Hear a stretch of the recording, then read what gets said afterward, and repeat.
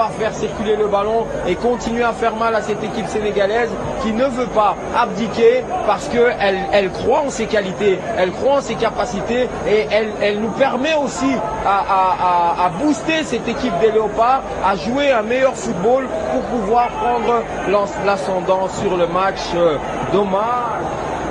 J'ai rarement l'habitude de critiquer les arbitres parce que c'est un métier très compliqué, très complexe et très difficile. Je pense que là, il y a penalty et 1 million de fois penalty. Et quand il y a penalty, il faut le donner.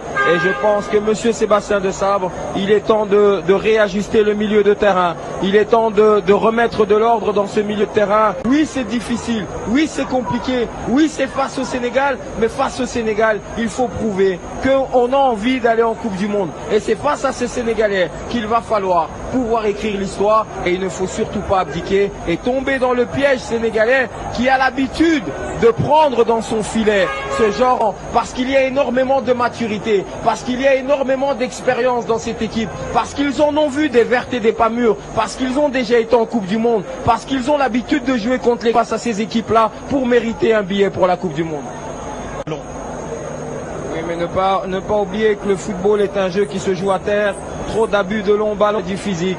Les Sénégalais commencent à penser à changer. C'est les Léopards qui doivent commencer à changer. Tout doucement, il faut aller vers ces petits papiers, son petit carnet. Il faut noter les noms qui doivent commencer à monter sur le terrain. Il faut changer quelque chose dans cette équipe. Cette équipe est en train de perdre le nord et il faut changer, remettre de l'ordre, redonner du jus, du sang neuf à cette équipe pour qu'elle continue à tourner à plein régime, parce que là, on commence à avoir une équipe décousue, on commence à avoir trop d'espace entre les lignes et ça commence à ressembler un petit peu à une petite foire qu'il va falloir resserrer les boulons, une petite fatigue du côté de Yohan Wissa. Il y a Mboukou sur le banc, il y a Théo Bongonda sur le banc, et si Yohan Wissa est fatigué, il ne faut pas oublier que pendant sa période de transfert, il n'a pas beaucoup joué, il n'a pas suffisamment fait sa préparation comme les autres, et on commence à ressentir une fatigue du côté de Yohan Wissa, et Mboukou est sur le banc.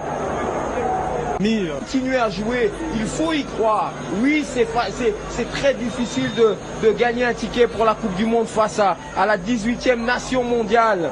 Oui, voilà, Marcelin, c'est le Sénégal.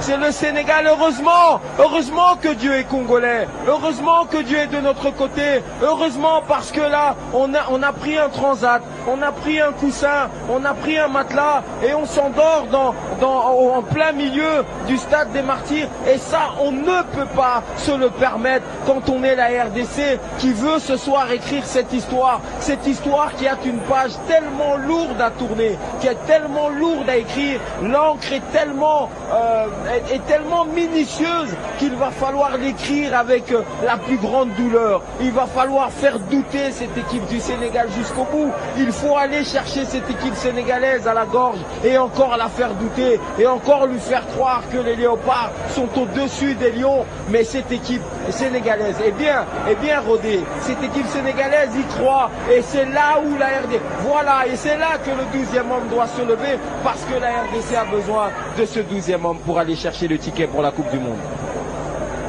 Désordre là. Et que le Sénégal va mettre encore la pression parce qu'elle a besoin d'aller chercher cette victoire, et c'est là où on va voir si réellement cette équipe des Léopards, il est possible de faire quelque chose d'historique et écrire l'histoire après la 3e fois où on a raté 2 fois cette qualification face au Maroc et à la Tunisie. Il va falloir en tout cas gagner de l'expérience dans les 10 dernières minutes et faire mal à cette équipe sénégalaise. Alors, 2e but de Cédric Bakambu à Djouba lors de la 7e journée. Ça combine bien du côté de Sénégalais. Attention, Motou Sami qui est resté allongé sur la pelouse. Et c'est le but sénégalais. C'est le but sénégalais à la 88e minute.